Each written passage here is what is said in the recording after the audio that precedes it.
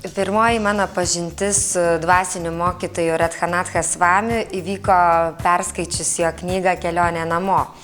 Iš tiesų, tai buvo ta knyga, kurią perskaičiau per vieną naktį, sustot negalėjau ir nežiūrint to, kad apie 15 metų keliaujame į Indiją, po 2-3 kartus į metus ir tai, ką aš radau toje knygoje, dar man net mažos dalies neatspindėjo mano ieškojimų ir kelionių. Ten tiek daug ir plačiai aprašyta, kas mūsų laukia keliaujant Himalajuose ar po šventąsias vietas, kad iš tiesų atėjus iš to vakarų pasaulio kartais sunku suvokti. Tiek atvėrė dar gilesnį suvokimą, kas ten yra ir kokios tos tradicijos ir ką reiškia dvasinis gyvenimas tiems patiems indams, vienuoliams, šventikams ir prie kokių energijų tu ten prisilieti, tai iš tiesų dar gilesnė ta pažintis su visa ta kultūra.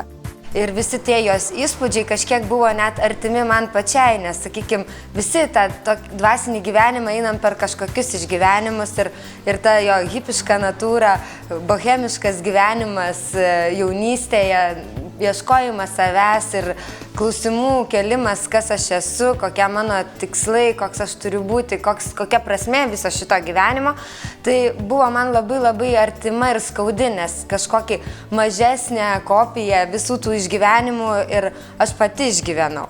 Skaitydamas jo knygas ar klausydamas paskaitų, tarsi tu intimiai ir asmeniškai su juo bendrauji, tačiau tai visiškai neatspindi to, ką reiškia gyvai savo akimis pamatyti. Sako, gali 1000 kartų išgirsti, girdėti, klausytis pasakojimus, bet tai pamatyti tokią asmenybę, tokį mokytoją gyvai ir išgirsti tai iš pačių tikriausių jo lūpų, tai siūlau visiems pasinaudoti šitą galimybę ir ateiti ir paklausyti. Galbūt tai būtų vienas iš įkvėpimo šaltinių žmonėms pasijaust geriau šitam pasauliui, nes kodėl mes ieškom, kodėl mes bandom vis kažką keisti, dėl to, kad dar mūsų netenkina, nesijaučiam mes laimingi, nesijaučiam tobuli ir tik tos dvasinios žinios iš tiesų mums padeda nurimti ir surasti tuos tikruosius dalykus.